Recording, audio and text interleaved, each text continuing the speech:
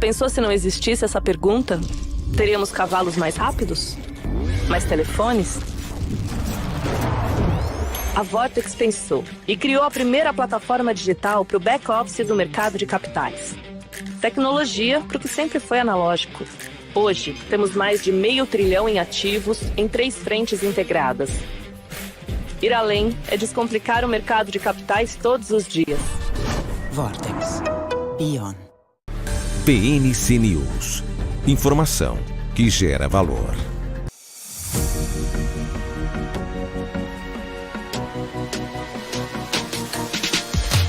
PNC News. Informação que gera valor.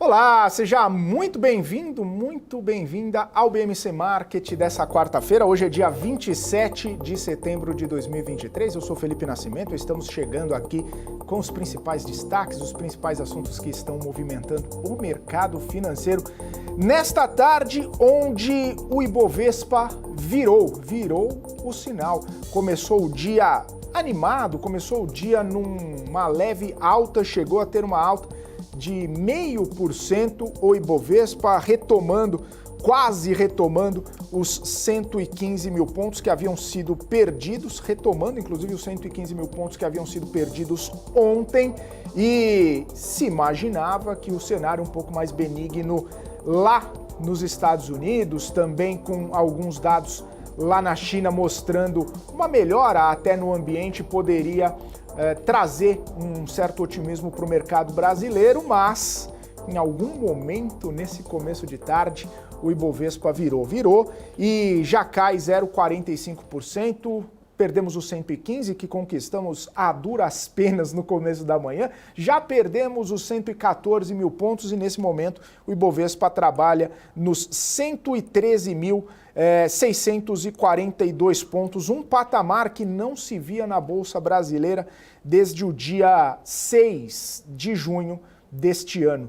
Desde o dia 6 de junho, praticamente 3 meses, né, um pouquinho mais de 3 meses, que não tínhamos esse patamar. Muito embora lá no mês de agosto, lá por volta do dia 18, 19 de agosto, a gente teve, né, aquele vale, depois de algumas quedas consecutivas, 13 no total do Ibovespa, chegamos ali no patamar dos 114 mil pontos e respiramos novamente. Mas essa é uma dinâmica muito particular, muito interessante que a gente tem monitorado, porque o humor virou aqui no Brasil a partir do momento em que o humor lá nos Estados Unidos também virou, principalmente com uma elevação nos prêmios dos juros dos títulos americanos, principalmente as pontas mais longas, né, os títulos de 10 anos, os títulos de 5 anos, subindo, né, abrindo o patamar e isso trazendo, né, uma certa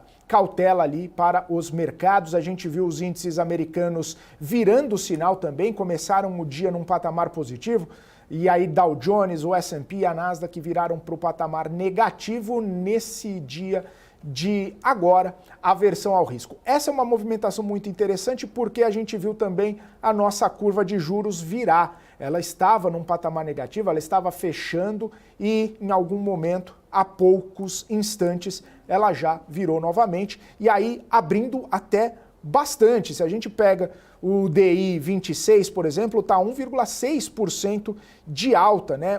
A maior alta entre os DIs. E isso trazendo, né, uma série de consequências para o mercado, trazendo inclusive mais consequências negativas para as empresas que são mais sensíveis à inflação e ao juro, principalmente as varejistas. A gente tem falado bastante sobre esse movimento, a gente tem falado bastante sobre a penalização que as varejistas, as construtoras, as empresas que têm, né, muito do seu custo de capital atrelado às taxas de juros, isso fazendo essa movimentação nas empresas, fazendo essa movimentação no mercado, inclusive Casas Bahia, Grupo Casas Bahia é a empresa que mais cai nesse momento e a gente vê uma movimentação também com Pets, com Grupo Soma e outras empresas de varejo que também seguem essa movimentação.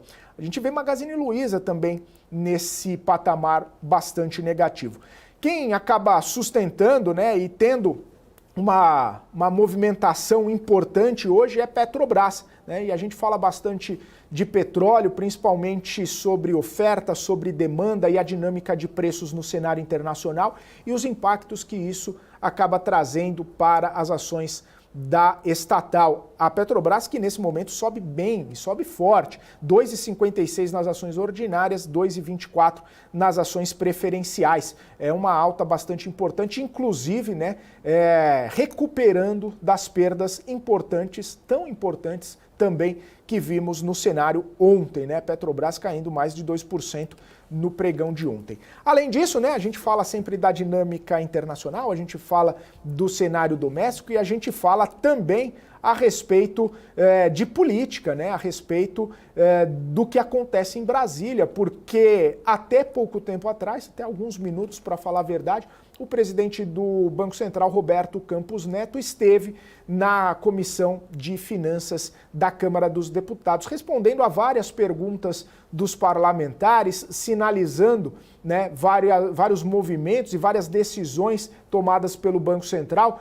E dentre algumas provocações, dentre algumas análises mais técnicas, o presidente do Banco Central, Roberto Campos Neto, deixou um recado muito claro, que é importante controlar o risco fiscal. Mandou esse sinal para o governo falando que é necessário persistir na meta do fiscal, mesmo que talvez não seja tão fácil atingir essa meta no ano que vem, é necessário que o governo persista na meta e não desista dela, pelo menos nesse primeiro momento.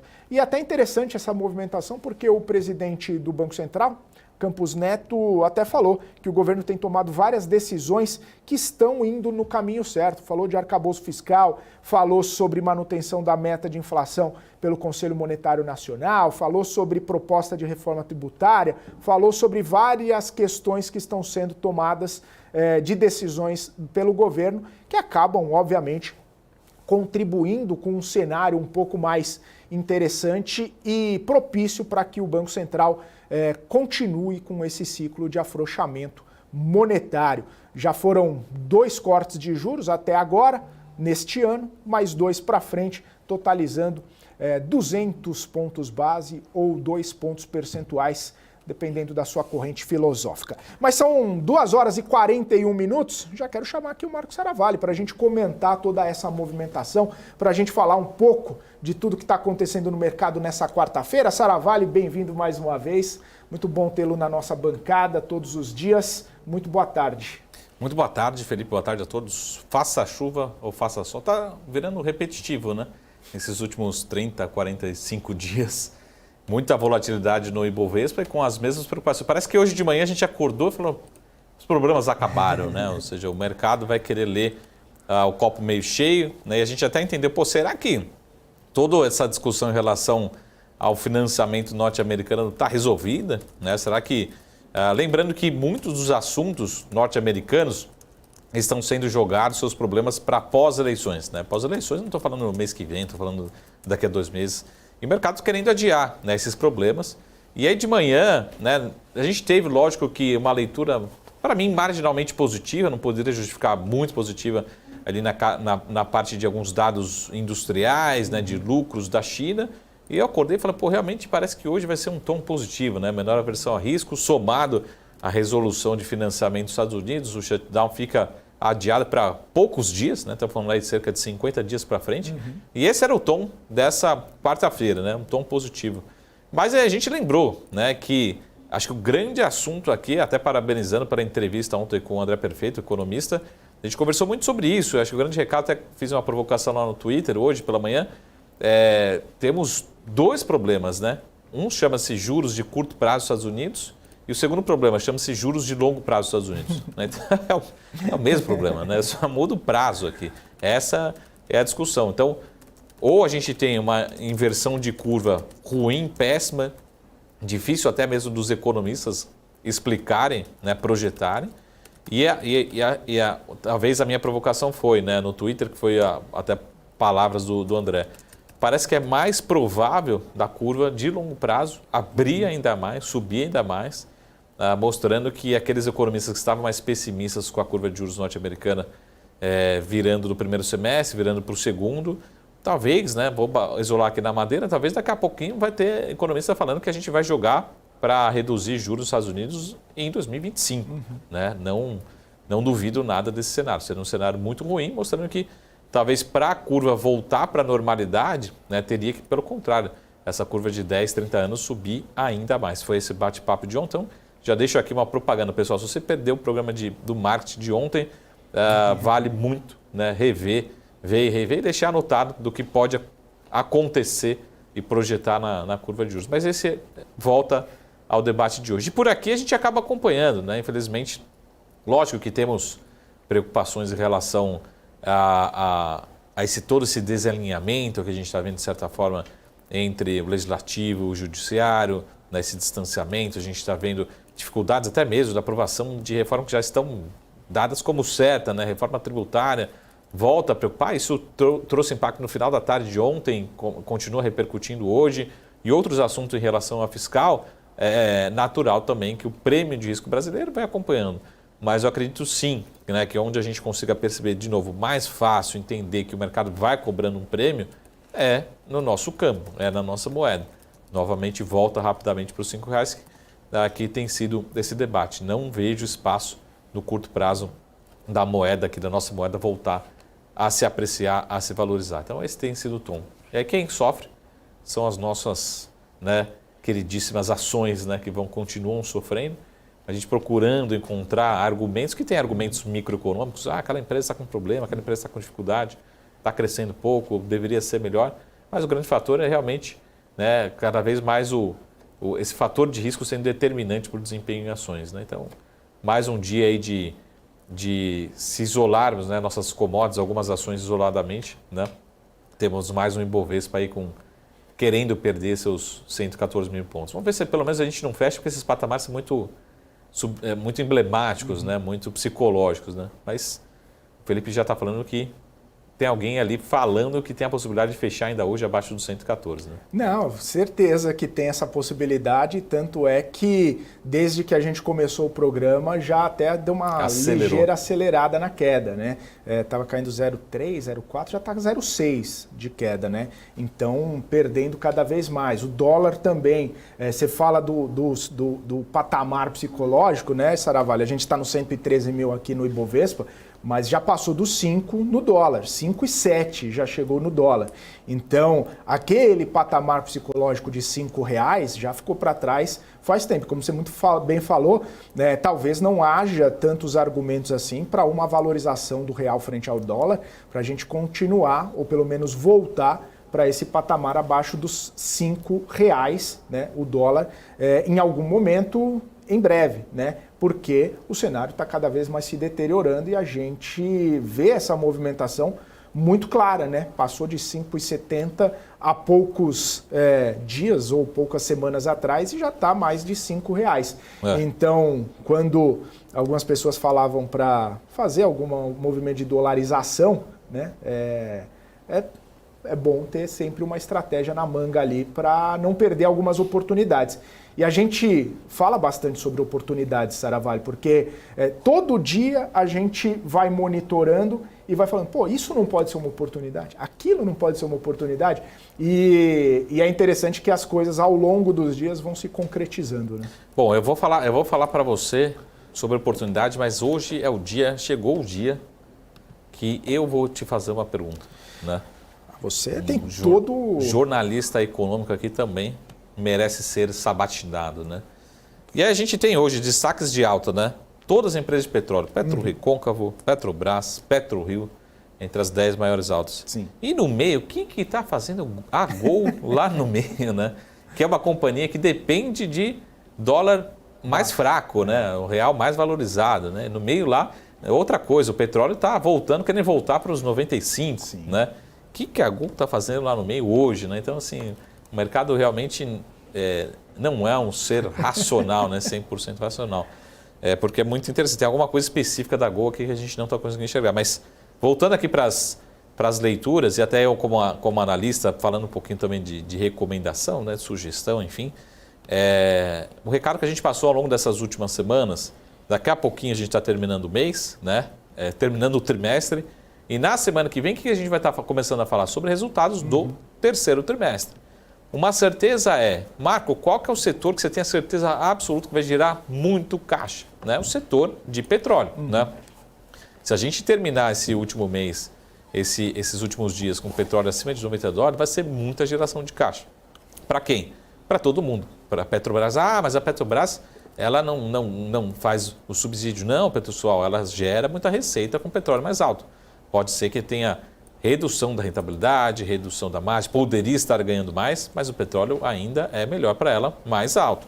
Então vai ganhar mais caixa, vai ganhar mais receita. Então Petrobras sim, PetroRecôncavo sim, PetroRio sim, né? Enalta sim, 3R sim. Tá? Então quais são as ações que estão subindo hoje particularmente? Né? Esse recado que eu acho que deve prevalecer em todo esse cenário de incerteza.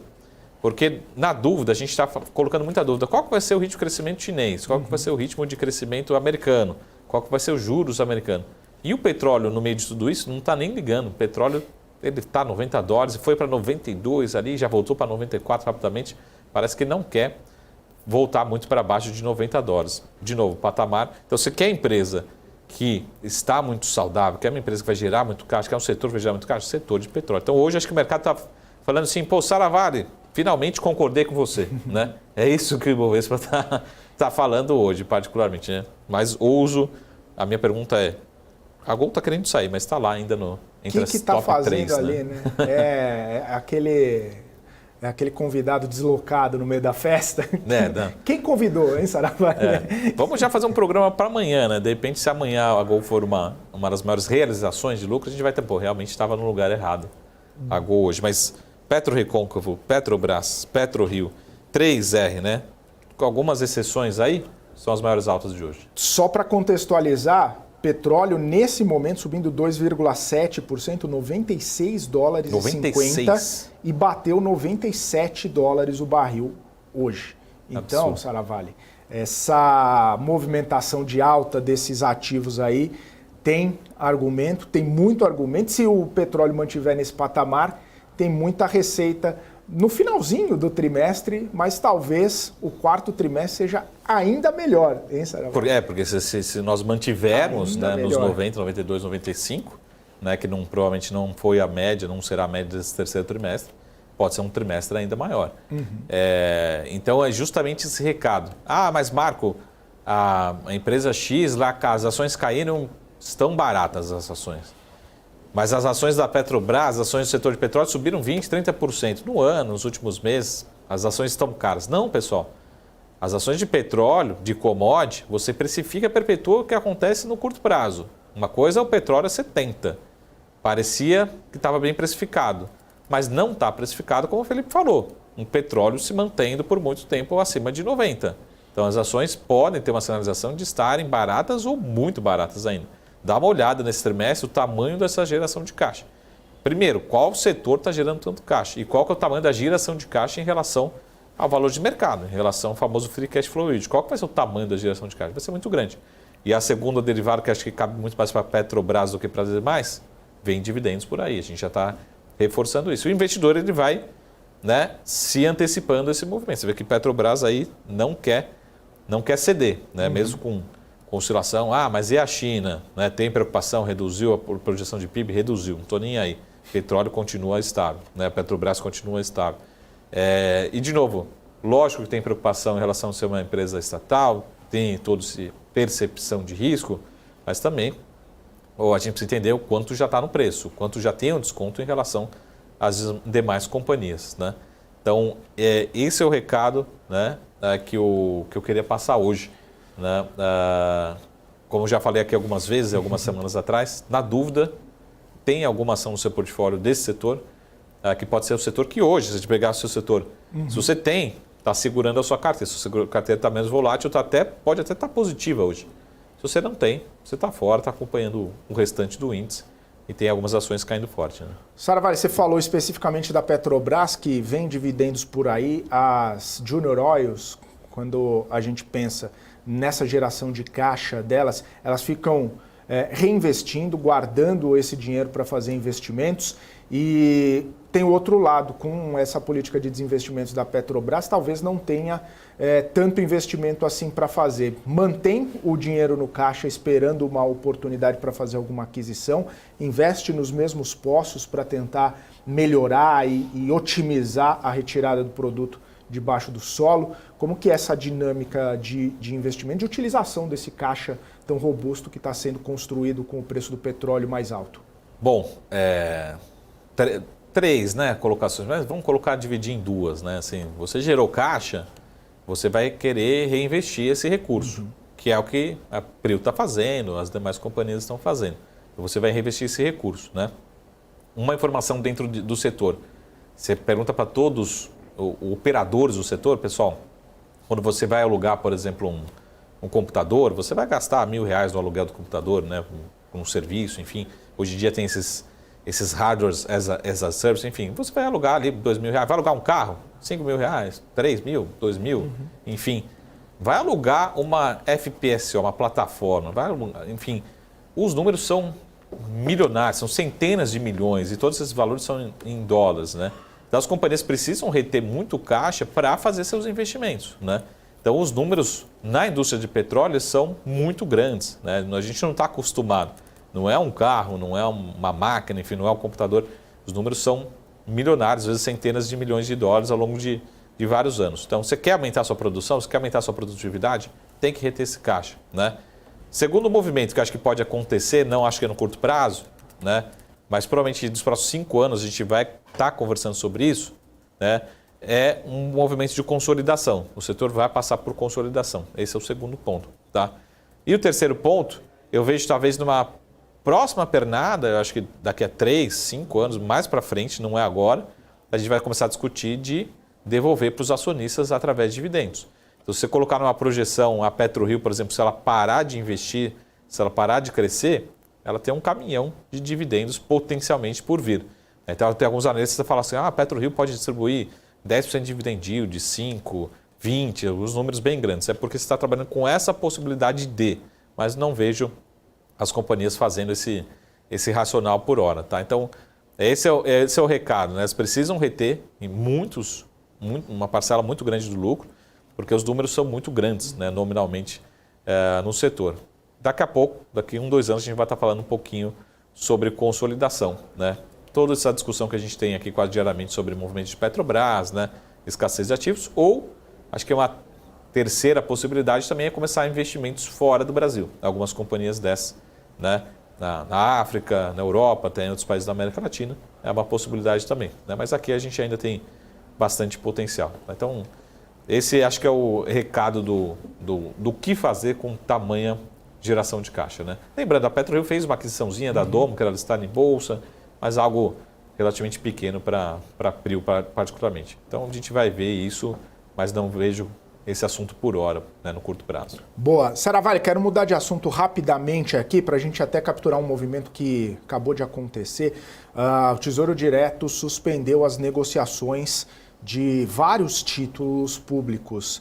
Só em negociação nesse momento o Tesouro Selic. Tá? Todos os demais estão com negociações suspensas. Estou monitorando aqui o próprio site do Tesouro Direto. Estou tentando descobrir aqui o motivo, né? Talvez por uma oscilação ou outra mais aprofundada, porque a gente inclusive comentava nos bastidores aqui, Saravari, sobre a movimentação de alguns títulos do Tesouro Direto. A gente viu a curva de juros abrindo e a gente viu alguns títulos capturando um prêmio bastante grande. Alguns deles, inclusive, o próprio IPCA mais 2045, com o juro real acima, né, com um prêmio acima dos 6%, né, IPCA mais 6%, e o 2029, que é o mais curto, né, desses IPCA mais, estava já a 5,70%. E aí, naquela conversa mais do começo sobre as oportunidades, a gente volta o radar para títulos do Tesouro, para títulos de renda fixa, né, mais especificamente, né, mais abrangentemente, diga-se de passagem. Como é que você vê essa movimentação, Saravalli? A gente vai continuar a depender desse cenário que a gente continua vendo, monitorando e olhando, deteriorado, as curvas de juros subindo. A gente tende a ver as taxas que vimos um tempo atrás e a gente sempre falava, poxa, olha só essa taxa, hein? Todo dia subindo, todo dia subindo. É possível que a gente retome essas taxas que demonstram esse risco aqui para o Brasil? Até uma pergunta me fizeram, assim como ações é mais fácil de medir, né? Mas sempre me perguntam e acho que o Felipe sempre traduz bem, né? Ah, mas Marco, não existe uma irracionalidade, né? Será que não é exagerado? Não, isso a gente tem que tomar um cenário e tomar uma decisão. Mas o mercado é soberano, o mercado tende a ser racional. Né? Pô, será que esse Bovespa 113 mil pontos? Eu acredito que é uma oportunidade.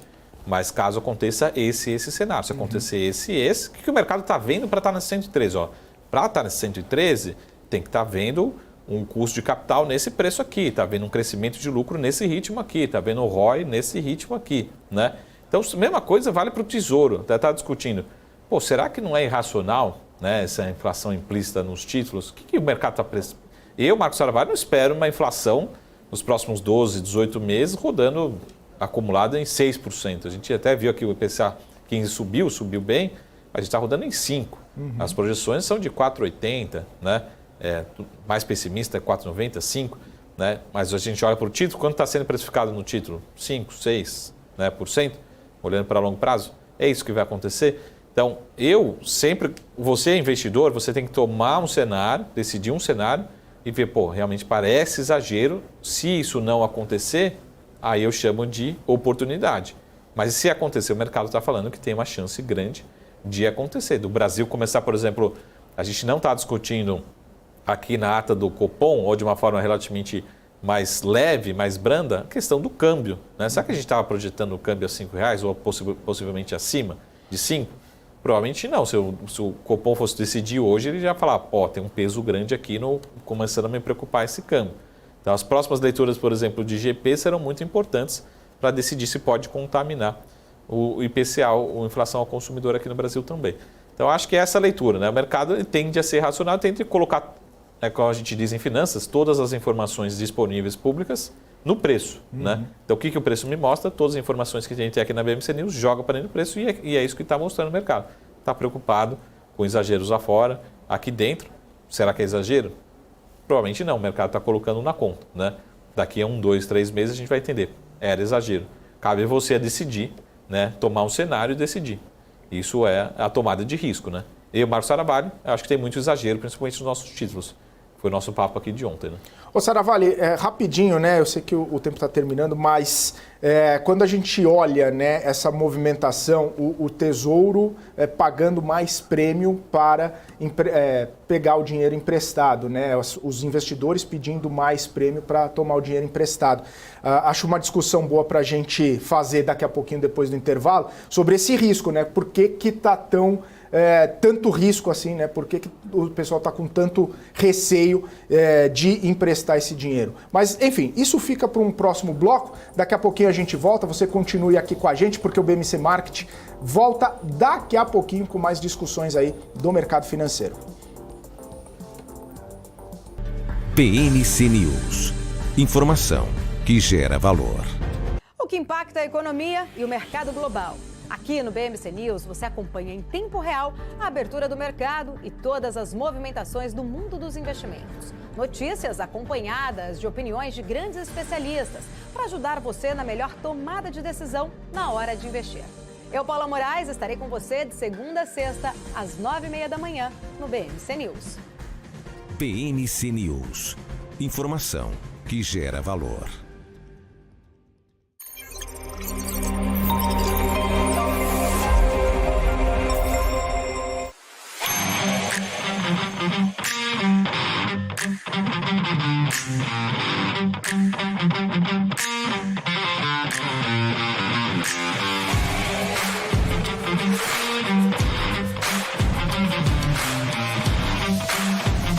Vortex. Beyond.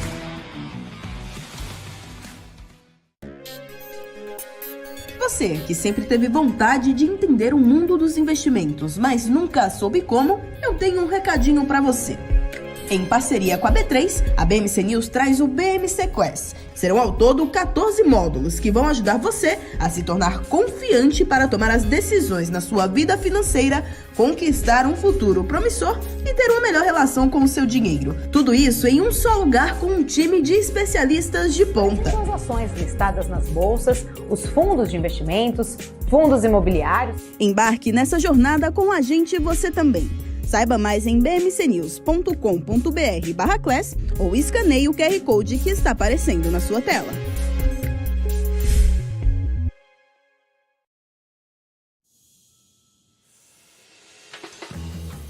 Eu sempre busquei a excelência.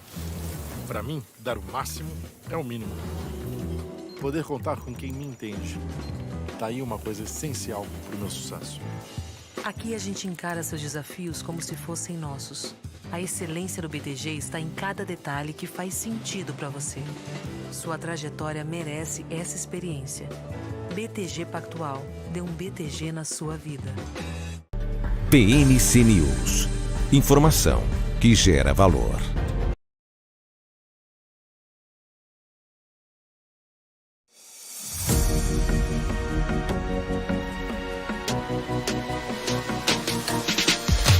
BMC News, informação que gera valor.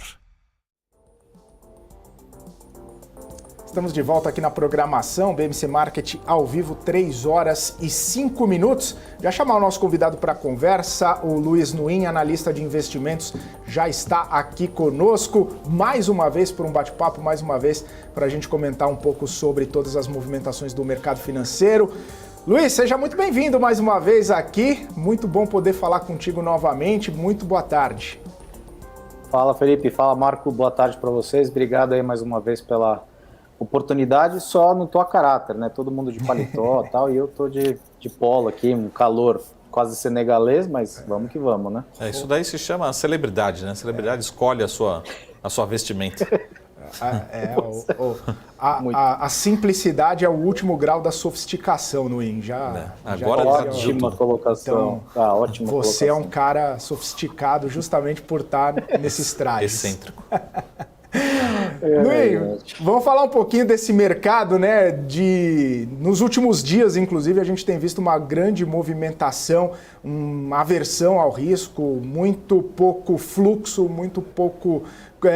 muita pouca movimentação, né, de investidores no Ibovespa. A gente percebendo aqui alguns dias consecutivos de queda, e é até uma movimentação interessante porque no primeiro corte de juros, né, desse ano, lá em agosto, depois do corte a bolsa caiu 13 pregões consecutivos. Eu imaginei que hoje, naquela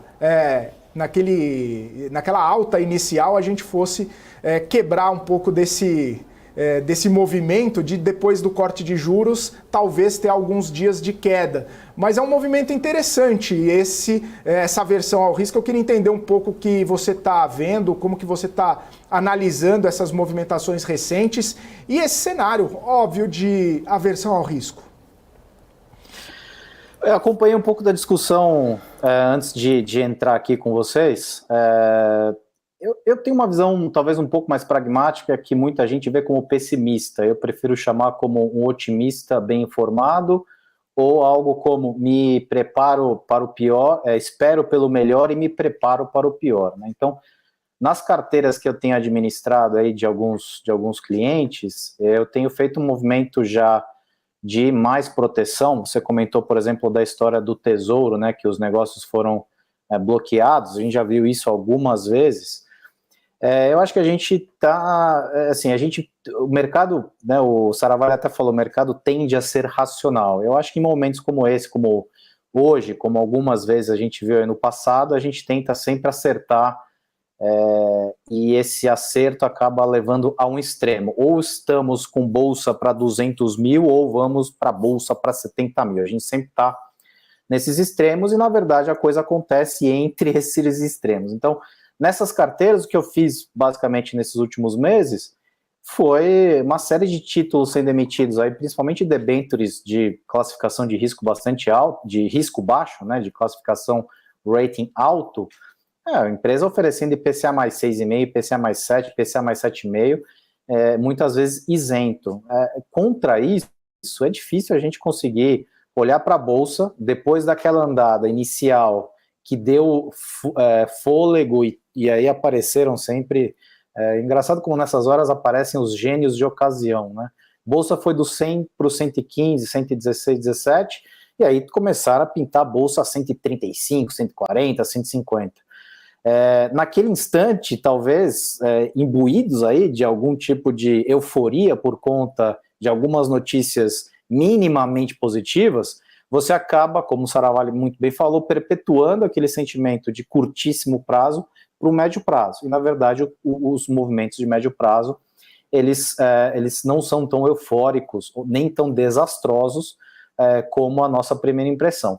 Juntando tudo isso e fazendo um grande resumo, e essa talvez seja uma verdade que a gente teme e não querer engolir, entre aspas, sem falar do Zagallo, né? O Zagallo lá na Copa, acho que foi na classificação do Brasil, em alguma das Copas, né? Vocês vão ter que me engolir. O Brasil é um país nota 5, né? Aquele aluno nota 5 que acho que vai repetir de ano, a coisa encrespa, a mãe pega no pé, vai lá, dá uma estudada, passa de ano. A gente sempre está tentando jogar para frente um problema que a gente tem que resolver agora. Em algum momento, muitos desses problemas acabam se encontrando. E é o que está acontecendo agora. A gente vê, basicamente, um governo federal meio que, entre aspas, refém do Congresso, né? Gastar, gastar, gastar. A gente pode ver algumas colunas escritas nas últimas semanas aí, falando justamente desses pontos. Isso acaba impactando as curvas, né, curvas de DI, curva de inflação lá para frente, porque em algum momento no passado recente, alguém cravou que juros era para baixo com certeza, inflação era para baixo com certeza, mas inflação aqui no Brasil depende muito de dois fatores especificamente. Depende de petróleo, que também depende do câmbio, e depende diretamente do câmbio. E como vocês falaram, petróleo é $95, dos 80 para os $95, quase que sem parada. Então, quer dizer, juntando tudo isso, colocando na balança a quantidade de notícias positivas, que são muito mais na base da esperança do que de fato, a gente tem o lado da balança pesando, onde as notícias que a gente não gostaria de ter, elas acabam fazendo mais preço, e aí a gente está vendo bolsa patinando nesses 115, 120, 115, 120, e para mim ela não deve...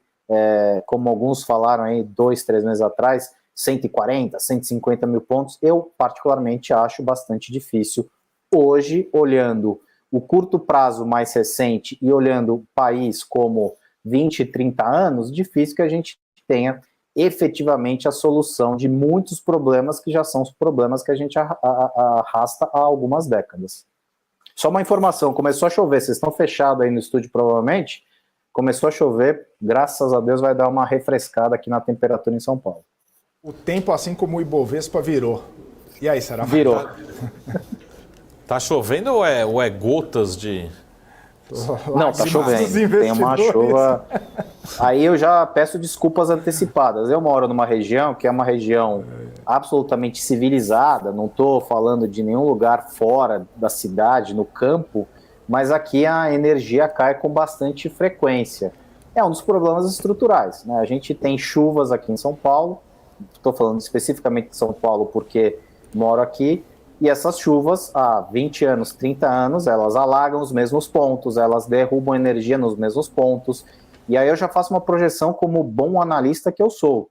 Isso vai acontecer no que vem de novo, e no outro ano, e no outro ano, e no outro ano. São problemas altamente conhecidos que, infelizmente, a gente não tem capacidade. Aí eu não sei exatamente qual tipo de capacidade seria a necessária para resolver. É apenas um exemplo, uma pequena analogia de outras tantas coisas que a gente podia ficar tranquilamente 4 horas conversando aqui, listando problemas estruturais que fazem com que o crescimento do Brasil sempre seja limitado a um número baixo. Por quê? Porque a gente tem muitos percalços que a gente acaba passando anos e anos jogando para baixo do tapete. Muito bom, Luiz Nuin. Vamos continuar lembrando que ano que vem temos eleições, né, Felipe? Então, eleições municipais. Eleições municipais. Aqui em São Paulo já começou a movimentações, né? A campanha. Tem aí alguns... Faltam nomes, né? Faltam alguns nomes aí para... Tá muito longe ainda, mas a eleição provavelmente dentro dos partidos já deve ter começado, né? Voltando aqui para o cenário, vamos fazer uma pergunta aqui, né, Felipe, que a gente sempre recebe, inclusive recebemos de diretores do Banco Central. Ibovespa caindo nesses últimos dias, nas últimas semanas, culpa de americanos, letra A, né? Letra B, culpa de nós brasileiros, letra C, culpa de ambos, né? Letra D, não tem culpados, né? Não diria que tem culpado, né? A Bolsa no Brasil, se a gente for olhar historicamente, em alguns momentos que a gente está vislumbrando algum tipo de pujança econômica, né? Porque para mim o Brasil ele é uma sucessão de voos de galinha. A gente acha que vai e não vai, acha que vai e não vai. Aquela capa célebre da The Economist, né? Que um Cristo Redentor decolando, depois o Cristo Redentor aterrissando. Eu acho que é uma boa analogia para a gente entender. E assim, é difícil falar essas coisas, a gente mora aqui, a gente quer que as coisas efetivamente melhorem, mas olhando friamente tudo que acontece, a gente não vê nenhum grande avanço. A gente teve pequenos avanços aí na presidência, não na presidência anterior, mas na presidência tampão, né, do Michel Temer. Muito daquilo foi prejudicado pelo evento lá do Joesley Day, né, que era a história da garagem lá e tudo mais. Mas eu acho que a Bolsa aqui, ela tem uma característica bastante forte de fluxo. A gente é uma Bolsa muito dependente de fluxo. Quando a gente acaba juntando, talvez uma incompetência natural nossa, principalmente do poder público, efetivamente, seja ele judiciário, legislativo ou executivo, e aí isso bate lá fora e o cara, obviamente, olha, ele tem o mundo inteiro como opção, isso faz com que a gente tem a perda de fluxo para cá e, obviamente, arrefeça movimentos de alta da Bolsa. Obviamente, a gente está com saída líquida, se eu não me engano, no mês aí de 4 bi alguma coisa. É isso, né? Ou o dinheiro de fora, ele é um dinheiro muito especulativo, não é aquele investimento direto que o cara está construindo uma planta, está construindo alguma coisa, está investindo de fato no país. Está fazendo um greenfield ou um brownfield. É um dinheiro que ele é muito volátil, ele vem para cá e sai daqui com a velocidade que a gente nem imagina, né? Então, o Felipe comentou aí da primeira queda de juros, né? Vieram 13 quedas seguidas. Todo mundo queria juros para baixo, aí o pessoal meio que esquece que juros para baixo diminui o nosso diferencial, entre aspas, competitivo de diferencial de juros para Estados Unidos, que foi alguma coisa que a gente não viu nos últimos talvez 20 anos, um diferencial tão baixo de juros reais aqui para juros reais lá fora. E aí você tem, peraí, se a gente baixar muito os juros, a gente vai desvalorizar muito a nossa moeda. Se a gente desvaloriza a nossa moeda, a gente bate na inflação. E aí a gente começa nesses ciclos viciosos do mal, de inflação em espiral para cima, e aí você tem que voltar com juros para cima, porque você vai ter que controlar a inflação. Então assim, a gente está entrando num mundo que acho que a gente não está acostumado, não esteve acostumado, pelo menos nos últimos 20 anos, onde basicamente para onde você olha, principalmente no mundo desenvolvido, a gente tem países com inflação alta e juros mais altos ainda, e a gente meio que nadou de braçada durante muitos anos em juros, a renda fixa que reinava, porque o mundo todo estava com zero ou juros reais negativos. Agora a gente tem, digamos, uma competição bastante dura, né? O cara fica nos Estados Unidos a quase 6% ou fica no Brasil aqui no juro real de 6%, 7%. O que é melhor, né? Então, esse diferencial de juros, a gente, se continuar nesse movimento não vertiginoso de queda de juros, mas paulatino, e lá fora, como muita gente já tinha cantado a bola, que isso ia cair, os juros iam cair mais rápido, que não ia subir, e o Banco Central continua naquela toada de ou continuar subindo ou manter juros mais altos por mais tempo, que parece que acho que agora todo mundo, graças a Deus, entendeu isso.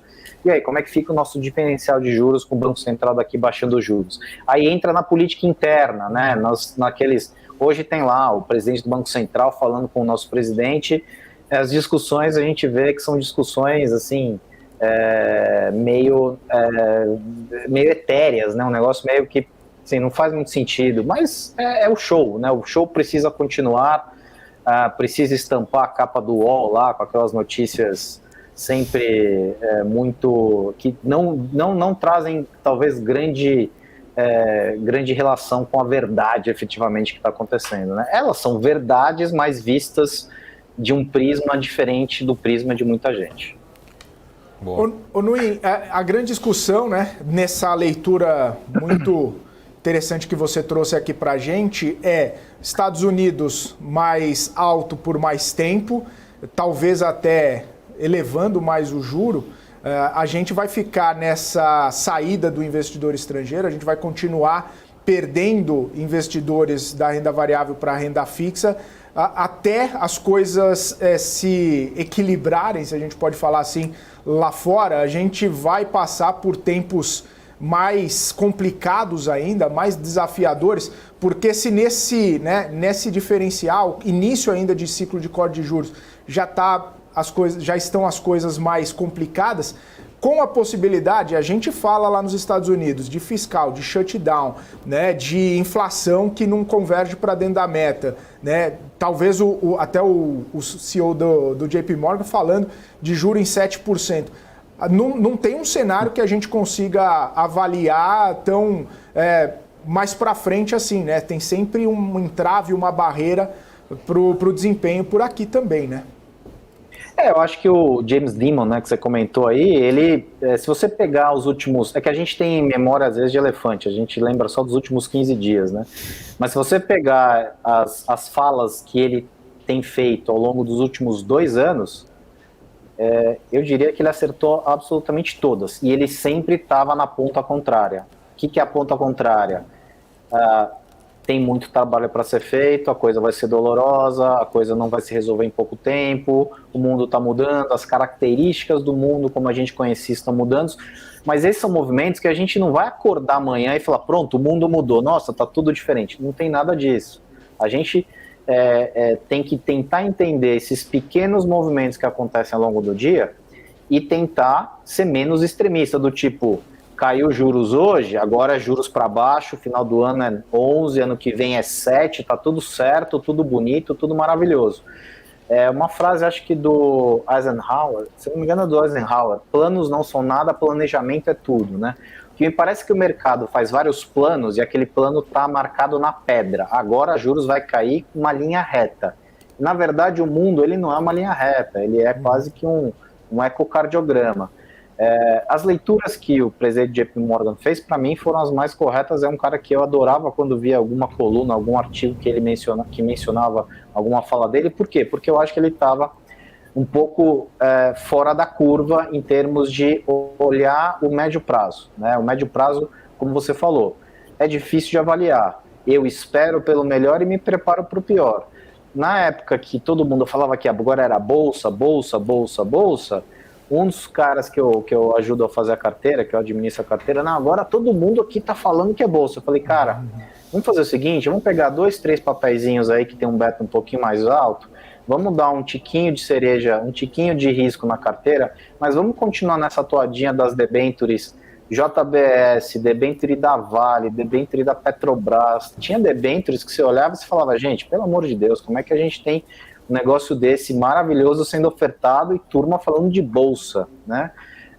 E aí a gente fez ali uma posição bem pequenininha em bolsa, só para não dizer que não tinha feito nada, para capturar algum prêmio, algum alfa em cima desses movimentos que todo mundo já tinha meio que combinado, né? Todo mundo combinou, agora só falta executar. Mesma coisa com China, né? China lá atrás, quando veio a reabertura, todo mundo falou, agora vai. Aí a reabertura ela só foi anunciada, falta efetivar. Minha impressão é que a gente está com muito discurso bonito, que ele é bom para os nossos ouvidos, mas carece de uma efetivação. Por quê? Porque efetivação ela bate de frente com uma realidade que não é justamente a que a gente gostaria. Eu costumo sempre pensar na mesma coisa. Os fatos não deixam de ser fatos porque eu decido ignorá-los. Os fatos vão continuar ali. Cabe a mim e a nós, como analistas desse mercado, julgar o que é mais correto, o que é menos correto e fazer uma coisa que o Saravalli muito bem falou antes de conversar comigo, que é montar um cenário. A partir do momento que você monta o seu cenário, você vai conseguir medir o que você acertou e o que você errou. E aí, para a próxima montagem de cenário, você consegue tentar acertar mais do que errar. Agora, não adianta a gente fazer sempre all-in, agora é só renda fixa. Não, agora é só renda variável. Não, agora é só isso. A gente fica muito nesses extremos, e eu acho que esses extremos eles acabam não sendo o melhor caminho para o investidor médio aí tomar. Por isso eu faço até uma sugestão: tomem cuidado em muitas coisas que vocês leem por aí. O Nuen, complementando, acho que dentro de todo esse cenário, sempre a gente fica se perguntando assim, mas parece estar tudo exagerado, começando a surgir oportunidades, mas qual que é o momento, né, de começar a tomar essa posição de risco? E risco não é só a bolsa, não é só, a gente fala aqui de pré-fixado também, enfim, porque acho que quase todo dia o Felipe começa o marketing, um programa, falando assim, o título de 10 anos aqui está batendo novos recordes, mas ele já fala isso já tem 150 dias, né? Então, essa inversão de curva tem 300 dias. Em que momento que a gente fala, parece que realmente chegou, né? A famosa frase que a gente tinha lá alguns anos atrás, parece que o fundo do poço chegou. Quando vai ser esse momento? Assim, quais são as sinalizações? Porque hoje que eu acordei de manhã, que a gente estava falando aqui na abertura, parecia que era um fundo do poço. Eu falei, parece que ali tem um lucrinho ali na China, né? No setor industrial, resolveu questão de financiamento. Parece que o mau humor tinha se esgotado, mas não, né? Passou a tarde, não sei se foi o almoço ali, não caiu muito bem, e a Bolsa resolveu azedar de novo, né? Enfim, acho que essa é a grande pergunta, assim, quando vai estancar, né, essa percepção de piora, né? É difícil a gente falar quando vai estancar, né? Assim, a gente está procurando um ponto muito específico em meio a um mar de informação, né? Hoje em dia o que não falta é informação. O que me parece que falta é informação efetivamente de mais qualidade e opiniões de mais qualidade no mercado como um todo aí. Eu não sei se dá pra gente cravar, aconteceu isso, estancou, agora vai. Eu acho que a gente está a gente está no mercado que essa característica do Brasil ser um país meio nota 5, 6 ali, que faz sempre o suficiente para passar de ano, eu acho que ele está ficando cada vez mais latente, né? A gente está meio que ficando com essa percepção mais clara, porque eu acho que a gente passou 2 anos aí de pandemia, irrigou muito dinheiro, isso aí deixou tudo muito turvo. Agora a gente começa a ver de fato esses efeitos de países trazerem para mais próximo de suas fronteiras produção disso, produção daquilo, reorganizando a cadeia logística que ficou completamente deteriorada nos tempos da pandemia. A gente ainda vive um pouco desse dinheiro que foi dado por governos federais mundo afora, né? Hoje, por exemplo, você falou que o Felipe começa todo dia falando da curva e sempre a mesma coisa. Eu já vi acho que umas 10 vezes, agora o dinheiro dos Estados Unidos, que foi o auxílio emergencial deles, acabou. Eu já vi, agora acabou.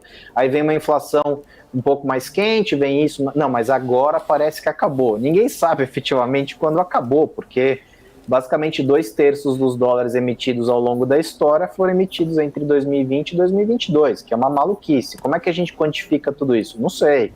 Agora, o que eu sei é que não vai ser um ano só que a gente vai conseguir resolver absolutamente tudo. Vocês estavam falando de petróleo.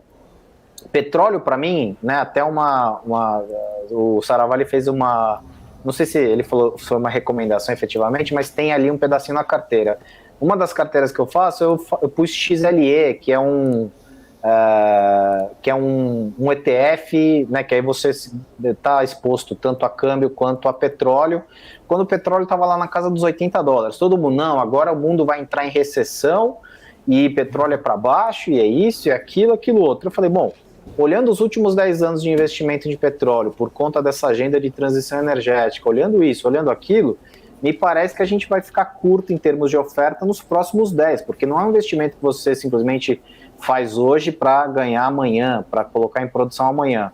Então eu acho que esse é um reflexo de médio prazo dessa falta de investimento que as empresas acabaram quase que sendo forçadas a fazer, porque o mundo vivia uma dinâmica bastante diferente, com dinheiro dinheiro sendo irrigado, e com essa irrigação à torta direito de dinheiro, projetos de eólica eram viáveis, projetos de energia solar eram viáveis, e aí tinha toda essa agenda verde, isso, aquilo que, né, falava da empresa de petróleo, que eram quase diásporas aí dentro do setor de energia. Mas, infelizmente, aí de novo, mais uma verdade que é difícil de engolir, a gente vai continuar precisando de petróleo, eu diria, para os próximos, 50 anos, pelo menos, tá? Para chutar um número redondo aqui, porque a gente gosta de número redondo. Mas se você pegar um autor como Václav Smil, que é um cara que fala bastante de energia, é um cara, é um professor da área numa universidade em Toronto, ele fala, uma transição energética não se faz em 30 anos, mas uma transição energética demora. A última grande transição energética que a gente fez, que foi a para energia elétrica, começou em 1850 e ela foi chegar a 20%, 30% da população americana em 1930 e 1940. Então, quer dizer, a gente teve aí quase 80 anos para chegar a pelo menos 30% da população. Como é que a gente acha que vai tirar toda essa bagagem que a gente tem, que precisa de energias, digamos, de emissão de carbono mais alta e energias fósseis, e trocar da noite para o dia para energia solar e eólica, que são energias mais limpas? Não acontece na velocidade que a gente gostaria. E isso é um fator, por exemplo, que para mim vai continuar pressionando inflação, não só aqui, como inflação lá fora. Por quê? Porque petróleo está em absolutamente todas as nossas cadeias, sendo ele diretamente no custo da gasolina, sendo indiretamente no custo associado a transporte de produto ou em outros custos associados, porque ele está em todas as partes da nossa vida. Resumindo, é difícil a gente achar que vai achar um ponto, agora vai ser o fundo do poço. Eu acho que a gente esperou que as coisas melhorassem nesse curtíssimo prazo do passado, com as reformas, entre aspas, sendo aprovadas. Aí você começa a olhar a reforma, peraí, a reforma é feita com base numa expectativa de aumento de receita. Aí o cara começa a falar de CARF, falar de precatório de novo, falar de... Peraí, o cara vai aumentar a receita 1 ano, 2 anos, e o resto é aquela história, país nota 5, a gente faz o mínimo para aquele ano a gente conseguir fechar mais ou menos, e aí ano seguinte a gente vai e tem mais rodadas de discussões que são tapar o sol com a peneira, porque de fato que a gente precisa fazer, a gente acaba não fazendo. Então, a minha resposta longa é essa, e foi bastante longa, peço desculpas por isso, e a resposta curta é, eu não sei te dizer nem se existe esse ponto que vai ser o ponto da virada. Por isso que eu sou a favor sempre de asset allocation. Eu não gosto de isso ou aquilo. A gente tem que ter sempre um híbrido, saber gerenciar bastante o risco daquilo que a gente está de um lado e de outro, e saber fazer os ajustes necessários quando eles forem efetivamente necessários, e não fazer ajuste de orelhada. Ouvi falar aqui que o cara me diz. Não, esquece. Vai lá, senta um pouquinho, vai ler, vai consultar fontes absolutamente confiáveis, que aí você pode efetivamente tomar uma melhor decisão no final. Maravilha. Desculpa, viu, pessoal? Falei demais. O problema não é só se a média quando a média subir para 6, né? Para ser aprovado. Aí eu espero que a gente suba. Então, aí vai na sua pergunta. Qual é o ponto? Se a gente subir a média para 6, subir é uma coisa que tem falado do juro neutro nos Estados Unidos, tem falado que o juro neutro vai subir aí. Como é que a gente vai ficar com o juro neutro de 2, 2,5, 3? E o nosso juro neutro aqui? Qual que é o nosso juro neutro aqui?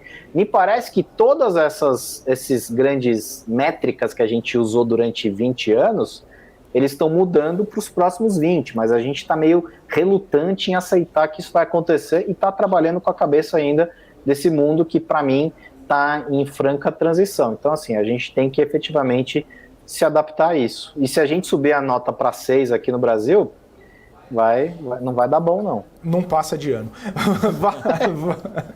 Valeu, Luiz. Obrigado mais uma vez por estar aqui com a gente. Obrigado pelas análises, pela aula que deu por aqui. Volte sempre. Um abraço para você. Até uma próxima. Obrigado, Felipe. Obrigado, Marco. Grande abraço. Valeu, sempre à disposição. Valeu, um abraço. Tchau, tchau. Tchau, isso aí, tchau. Luiz Nuim, analista de investimentos aqui com a gente, Marcos Saravali. Eu quero trazer uma informação importante, porque eu comentava a respeito dos títulos do Tesouro Direto que haviam sido suspensas as negociações e já voltaram, tá? Voltaram agora há pouco os títulos do Tesouro IPCA mais 2045, que eu tinha comentado que já estava acima da casa dos 6%, estava IPCA mais 6,04, agora voltou a negociação 5,97. Por outro lado, o IPCA mais 2029, que estava com uma taxa um pouco mais baixa, ela cresceu, tá? 5,79 agora. Também cresceram as taxas, Marcos Aravalli, do Tesouro pré-fixado. 2026 já subindo para 10,89 e o 2029 para 11,72, o Tesouro pré-fixado. É uma movimentação bastante importante nos títulos públicos e depois, né, de voltarem a ser negociados, aí a gente trazendo informação para todo mundo que está nos acompanhando. Informação também sobre o Ibovespa, que perdeu um pouco daquele ímpeto de queda, mesmo assim segue caindo, 0,3% nesse momento, tentando resgatar os 114 mil pontos, tentando voltar para esse patamar dos 114 mil pontos, mas ainda nos 113.875. A gente vai para um rápido intervalo, daqui a pouquinho estaremos de volta conversando um pouco mais e analisando um pouco mais todas essas movimentações do mercado, com mais notícias, mais análises. Você continue com a gente, o break é rapidinho. PMC News. Informação que gera valor.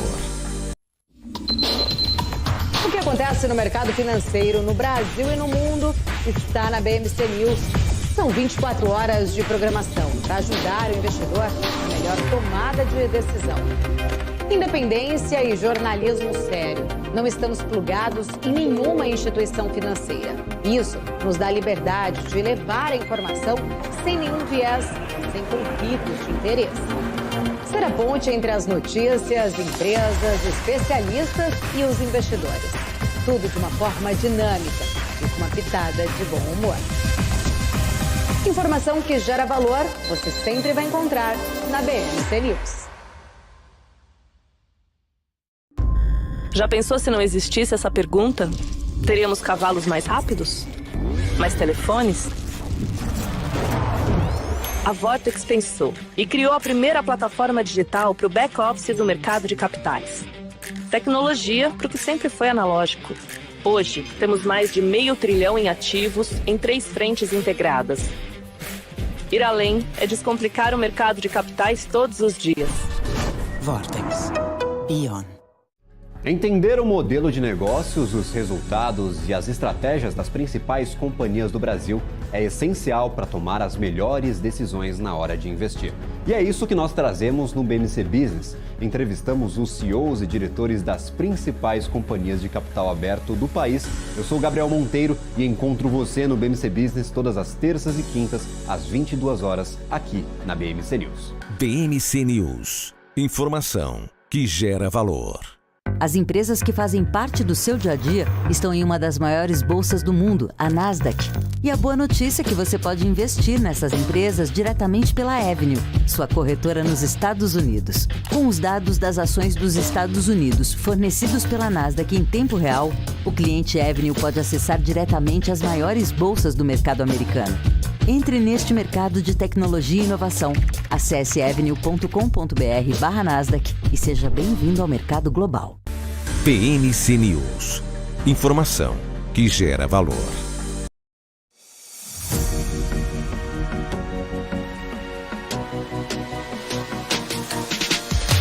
PMC News. Informação que gera valor. Muito bem, estamos de volta aqui na programação BMC Market ao vivo, 3 horas e 37 minutos. O Ibovespa segue perdendo 0,2%, agora quase retomando 114 mil pontos.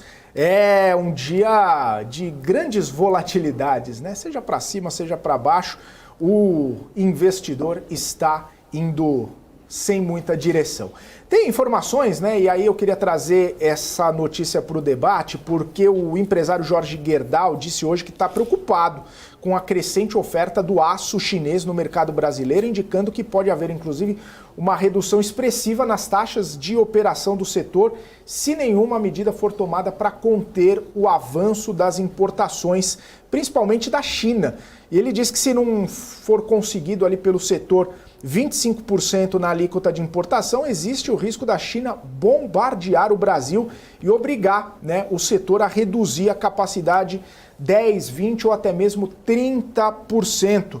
Com a atual estrutura, né, de alíquotas de importação no mundo, boa parte da produção do país asiático tem sido deslocada para a América do Sul, trazendo muito, né, desse aço para o mercado brasileiro.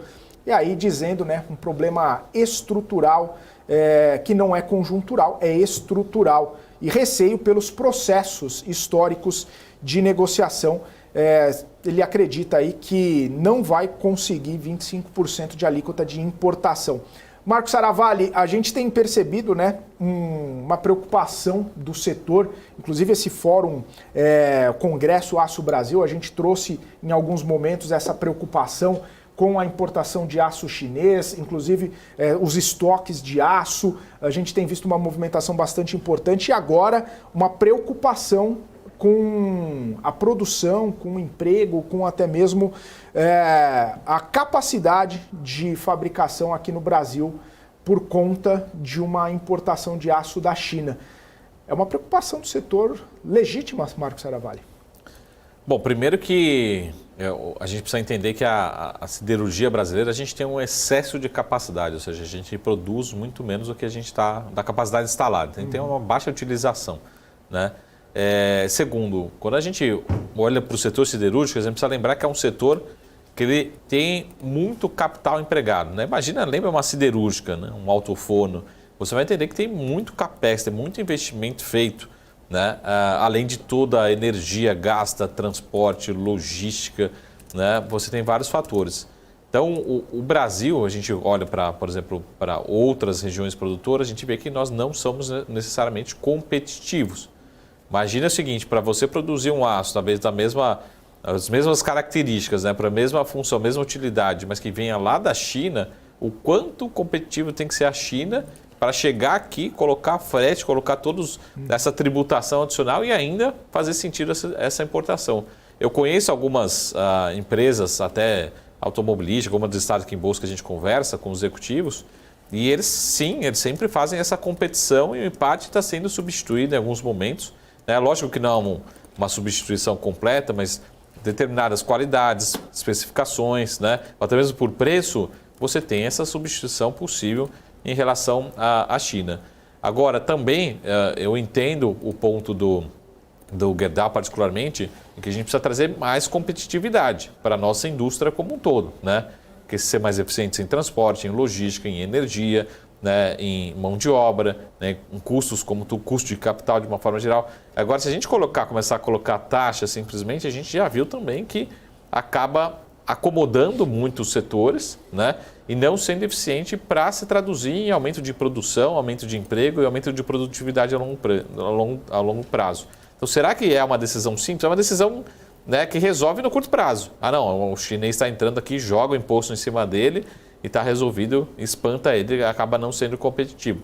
Mas vai resolver? A gente vai ser mais competitivo, a gente vai ser mais eficiente, a gente vai produzir mais, a gente vai gerar mais emprego por conta disso, né? Ou você quer só apagar o fogo e resolver o problema da indústria agora no curto prazo? Então, eu entendo ele também, porque eu também sofro, entendo como o lado empreendedor, né? Eu sei na visão como ele está se sentindo como empreendedor, essa competição, mas acho que não seria uma condição para resolver todos os problemas. Porque a gente já está vendo, né? A gente viu esse ano que o setor automobilístico pediu, levou, né?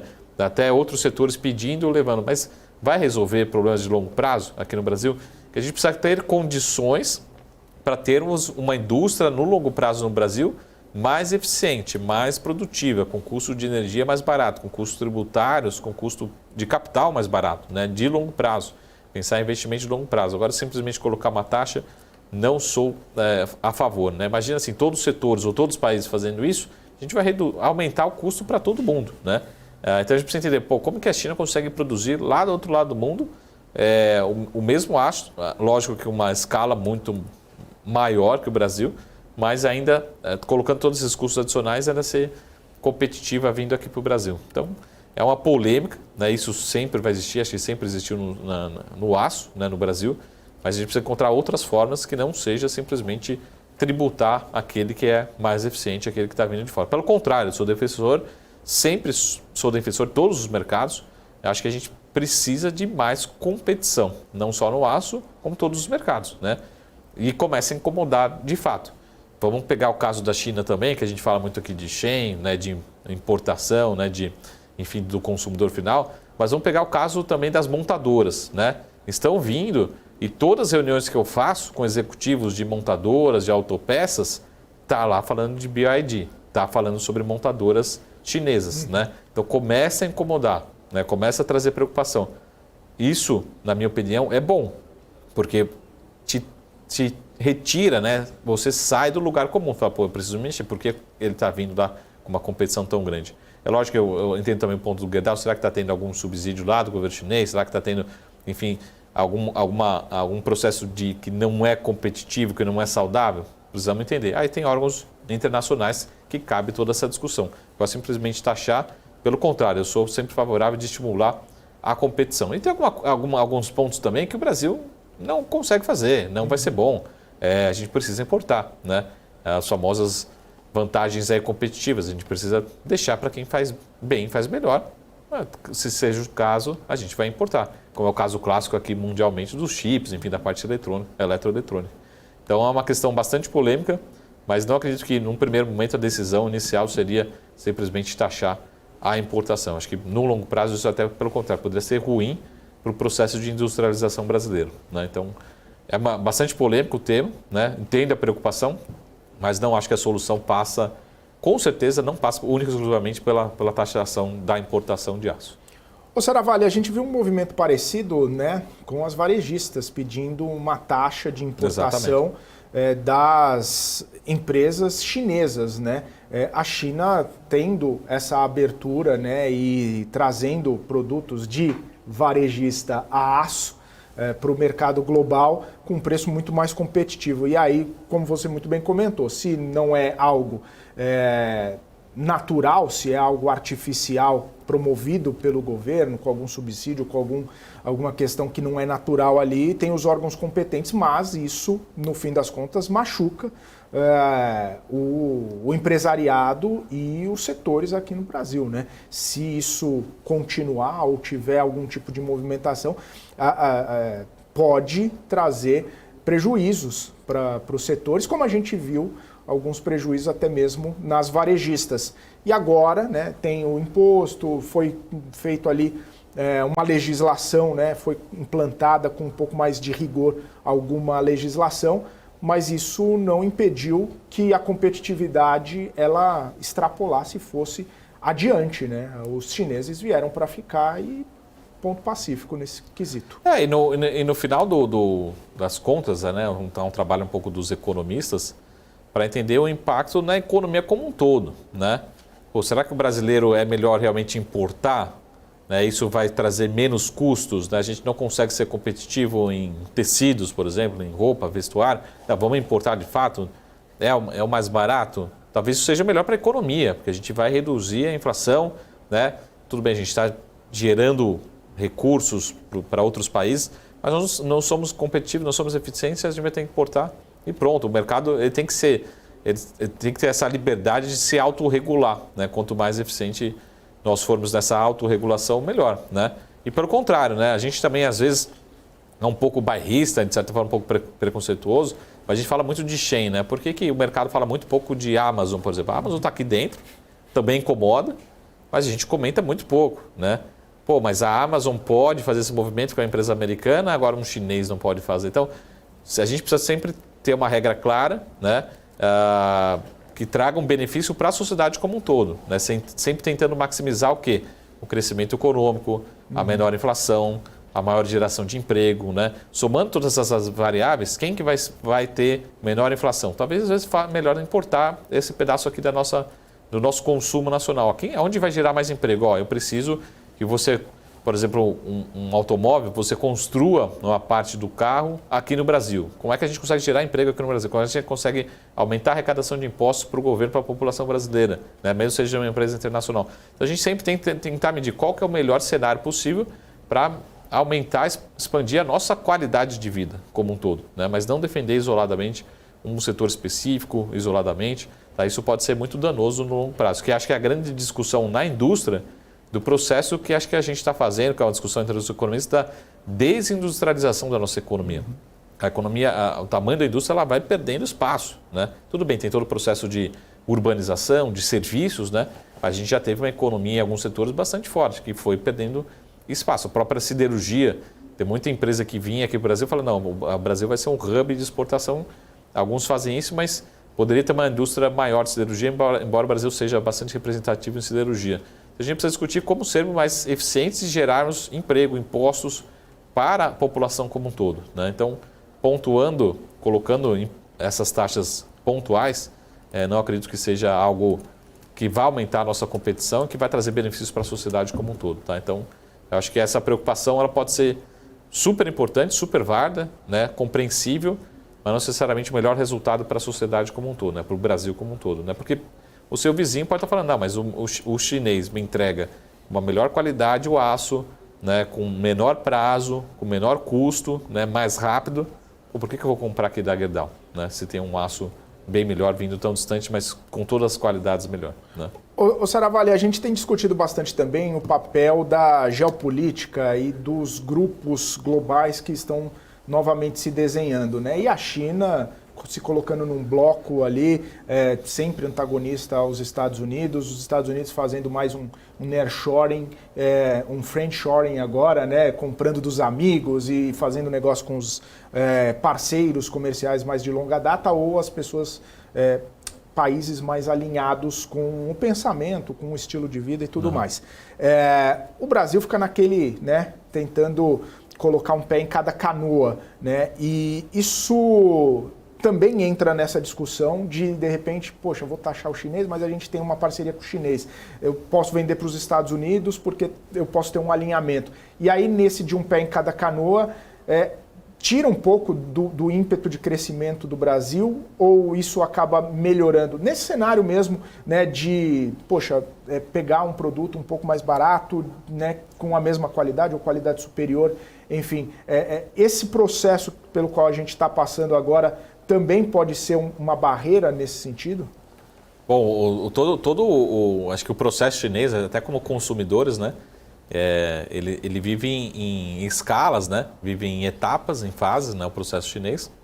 E quando a gente começou a ter um relacionamento mais forte com a China, a gente lembra aí dos produtos da China e a gente era classificados como de baixíssima qualidade, né? Ah, isso é chinês, isso é ruim, isso aqui é uma cópia, é uma versão, né? Isso aqui a gente sabe que tem uma qualidade muito baixa. Isso foi a primeira fase. Agora a segunda fase, pelo contrário, né, de novo, que eu sempre falei, qual que foi a grande vantagem? Está certo que é uma população de bilhões, né? População muito grande, mas talvez eles sejam a nação hoje, em termos nominais, que mais geram quantidade de engenheiros no mundo, né? Então, assim, a gente tem muito questionamento em relação a questões ESG no lado negativo da China, mas tem muita questão no lado positivo. São um dos que mais investem em tecnologia, pesquisa, engenharia, em diversas questões, né? Então, hoje, um produto chinês, quando vem um automóvel aqui no Brasil, ele não é mais uma réplica de um carro americano, de um carro europeu, de um carro japonês. Não. Ele é a vanguarda de tecnologia, ele é a vanguarda de engenharia, né? E aí eu entendo também toda essa discussão em relação à geopolítica, né, que tem alguns especialistas estudiosos que dizem que essa talvez seja a pior e mais duradoura Guerra Fria, né, que a gente está vivendo, ou de outros termos, que possa existir, né? Então, lembrando que muito em breve a gente vai ter eleições americanas e entender muito esse relacionamento da China em relação aos Estados Unidos, né? Então, existe essa preocupação, né? Como é que se dará. Por isso que a discussão que a gente tem muito aqui em relação ao crescimento chinês, crescimento econômico chinês, que ela vai ganhando espaço, não só no seu poder político, enfim, mas principalmente o poder econômico dentro da geopolítica mundial.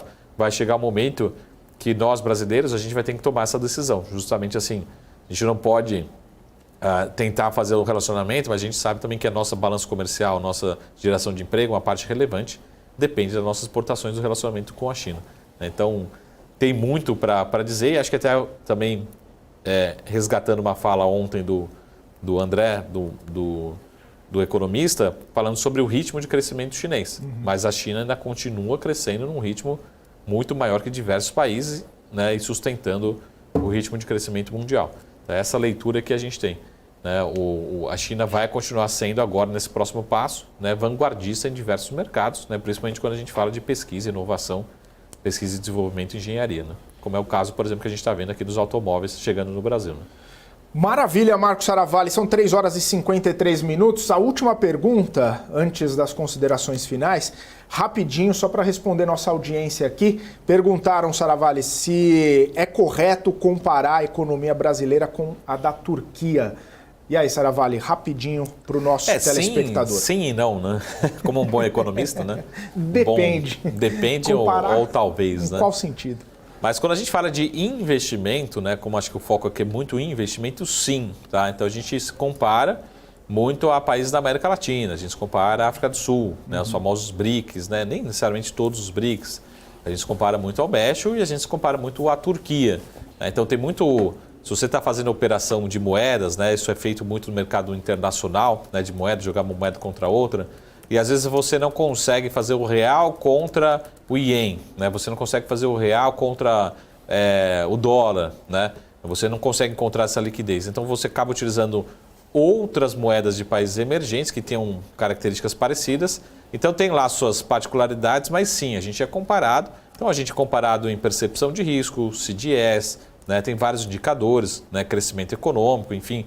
Isso eu estou falando no longo prazo. Então são características de países emergentes como um todo, mas quando a gente fala de investimento, é nessa característica que eu estou falando. Sim, é comparável, principalmente em relação à moeda. Então, quando a gente tem, por exemplo, esse movimento no curto prazo, teoricamente, as moedas de países emergentes inclui Brasil, Turquia, né, África do Sul, México, diversos países dentro desse contexto. Né? Então, é muito difícil ter um comportamento isolado. Por isso que tem muita gente que estuda Brasil e também a Turquia, né, dentro dos países emergentes, que tem lá as suas semelhanças, tem lá também as suas diferenças, lógico, mas tem algumas semelhanças, sobretudo nesses comportamentos, né, comportamento de moedas, comportamento de juros, defasagem, inflação. É lógico que é um país que tem lá suas diferenças políticas, né, bem gritantes, mas quando a gente fala em contexto de investimento, né, pode ser sim comparado em alguns momentos em algumas características bastante relevantes. Perfeito. E respondida a nossa audiência. Saravalli, estamos indo já para a reta final. Rapidamente, considerações finais nesse dia que seguimos em queda depois de estrearmos no pregão em alta e aí tentando ainda manter ou chegar novamente nos 114 mil pontos. Bom, se não fechar nas mínimas, né, já é uma boa notícia. Né? Já é bom. Né? E essa é uma responsabilidade para o Carlos que está chegando agora no close daqui a pouquinho. Mas essa leitura, pessoal, então lembrem e relembrem, né, de ver suas posições também em renda fixa. Para mim é um exagero, mas isso eu falei ontem e a curva continua abrindo. Então já tem um dia que eu estou errando também. Né? Então, para mim é um exagero, mas como o mercado é sempre soberano, né, parece que uma percepção de risco tem aumentado e na margem, né, não temos, como o Luiz falou, né, novas notícias para mostrar que estamos chegando num pico aí desse estresse de curto prazo. Né? Então esse é o recado para hoje. Maravilha. Saravalli, um abraço. Ótima tarde. Obrigado mais uma vez por estar aqui conosco. É isso aí, a gente volta amanhã com mais notícias, mais movimentações do mercado, com mais análises aqui no BMC Market. E claro, você continua acompanhando a gente em todas as nossas plataformas, na TV fechada, no nosso canal do YouTube, no Profit da Nelogica e também no nosso portal bmcnews.com.br. Até amanhã, forte abraço, tchau, tchau.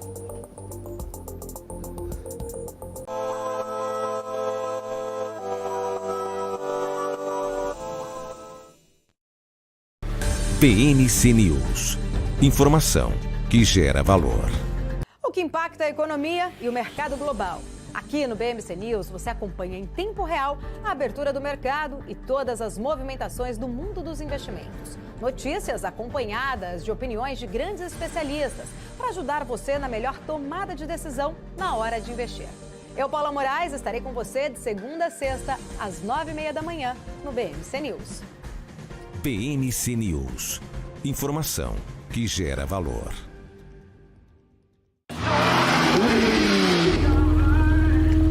Boa volta. Cara, demais. foi boa. E aí, Ju, tá curtindo? Espera aí, Razia, que eu tô só baixando o novo aplicativo da